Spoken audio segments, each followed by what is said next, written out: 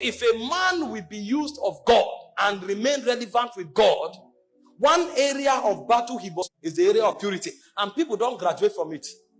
It is a kind of warfare called the battle of attrition. The way the devil fights it is not just to fall you. It's to weary you until you give up. Because it's not just about falling. You can fall and rise 7 times. So long as you still believe you can be pure, the devil knows he has not won the battle. So it's not that you fornicated or you didn't fornicate. The idea is actually not to fornicate. But most importantly is to come to the point where you tell yourself, I can live holy, I can live pure in a perverse generation. Because what the devil wants to achieve, and the reason why you fall every 3 months, is to get you to the point where you give up and say, Omo, this thing no dey possible.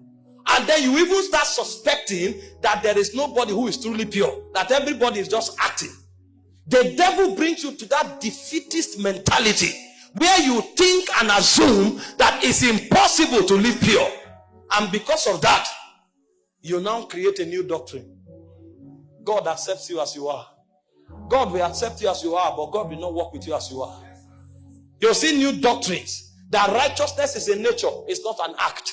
Because they have fought this battle, they feel it's impossible. And so they weaponize it and makes it a doctrine. And that doctrine enslaves many. There are many churches today where immorality is normal. In fact, there is a system of managing it. If you come, you can point at many who are living in it. Pastor is managing it. In fact, there are many quarters today where cohabiting is natural. They feel it's a normal thing. It's a normal thing to just, a boy can just move into the house with a lady, or a lady move in with a boy, and they are living like husbands and wife, and it means nothing to them. It's normal. When you are going to minister, nobody is holy. All you need to do is just to ask God for mercy, because all of us, we are work in progress. And so they legitimize iniquity. Today we have thrown morality to the gutters. Look at scriptures and find out men who captains the move of God. The Bible spoke concerning Joseph. In Genesis 39 verse 9, a woman of a big man in the city threw herself at him. Those days, when you are a man of means in society, you marry the best of women. Just the same way you ride the best of horses. And this woman threw herself to Joseph. Do what you want with me. I am all yours. And Joseph asked himself a question. How can I do this evil and sin against God? How can I commit this kind of evil? Nobody was seeing, but he knew God was seeing. I can't do this. The woman threatened him. I will not do it. In our generation today, we'll be the one going to pray, Lord, this temptation in this house. Hey, help me, oh, help me. What kind of temptation is this? Temptate what? The things that should attract anger from our spirit is what we are calling temptation. How can a married woman be affectionate towards you because she's beautiful? In our generation, we call it a temptation. It triggered anger in the heart of Joseph. And Joseph said, I will never do it. When the woman eventually accused him, the guy went into prison for 14 years. And there was no record that Joseph regretted of walking in purity. It was never documented that Joseph was angry with God or Joseph regretted for what he did. And suddenly the Bible will say, until the time that his word came. It said the word of the Lord tried him. The move of God in Egypt that saved the whole world was powered by a young boy that understood the place of sexual purity. If Joseph had compromised with Potiphar's wife, probably he would have become the head of the houseboys. He would have been promoted and be given a citizenship right. He would have become a senior houseboy forever. And there wouldn't have been a move of God in Egypt. Many moves of God have been aborted because of 5 minutes of pleasure in immorality. You thought nobody saw you, but heaven was waiting on you. That time when you were battling whether to do it or not, the fate of God was resting on you. The fate of a generation was resting on you. Imagine what would have happened to the world.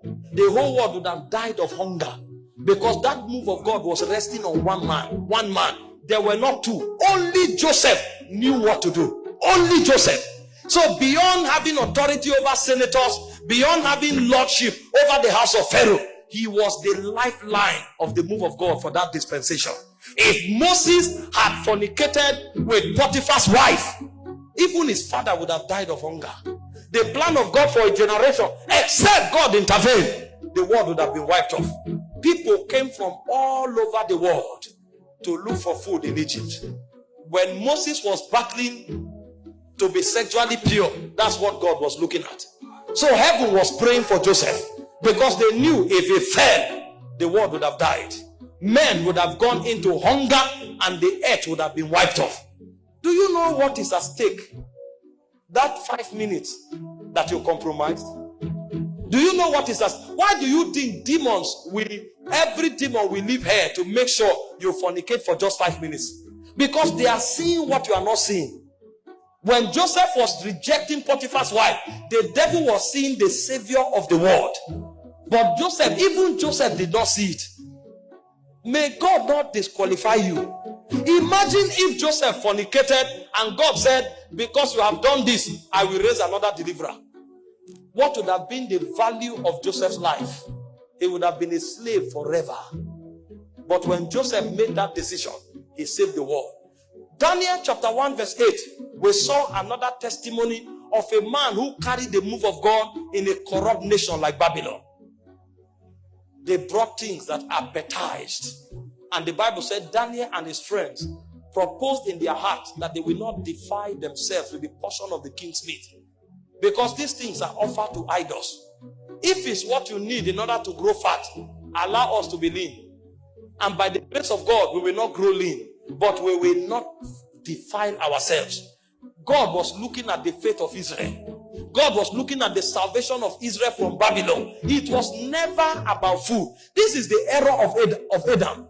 He thought it was about an apple. The devil knows this transaction is not about an apple. It's about the destiny of the human race. It's about the move of God over a dispensation. You are bargaining apple. A spirit is bargaining territories.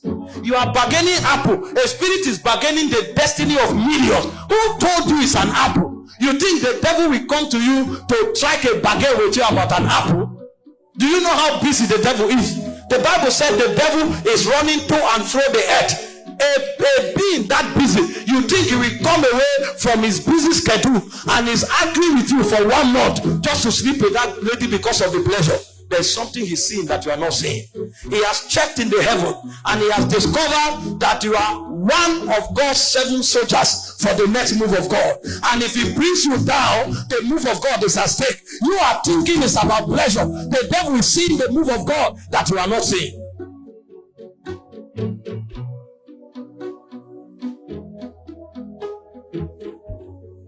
May God open our eyes to see what we represent in the move of God. Some of you who are sitting here now, you don't even have food to eat. But in the next 5 years, you are the one to supply food to Christians in Gombe. And you didn't know it's part of your agenda. Because when the move of God starts, there will be a need for somebody to man the gate of supplies. And you are the one heaven has chosen. And the devil have seen that if you are not there, many will die of starvation. And he has come 7 years before and projected an agent before you. The boy comes with a well-carved beard. He has spent 2 years in the gym, built his chest, and is coming to you in the evening with singlet and well-carved beard. And you are going to your room. You carry his picture. You are smiling. He sends you a message. You are beautiful. If you want to know, go to the mirror. The mirror too will tell you the same thing. You look at one text message, you read it 20 times, you smile, you smile, you smile. You are bargaining something that is about to happen in 7 years. If you have understanding, you will delete that message, block that person's number, and invite him to church to meet your pastor. If you have not yet been converted, I have no interaction with you. For what has light got to do with darkness? What has light got to do with darkness? I have no business with you except as you are converted. Because I know my purity is not just because I love to be pure. It's because the move of God depends on it.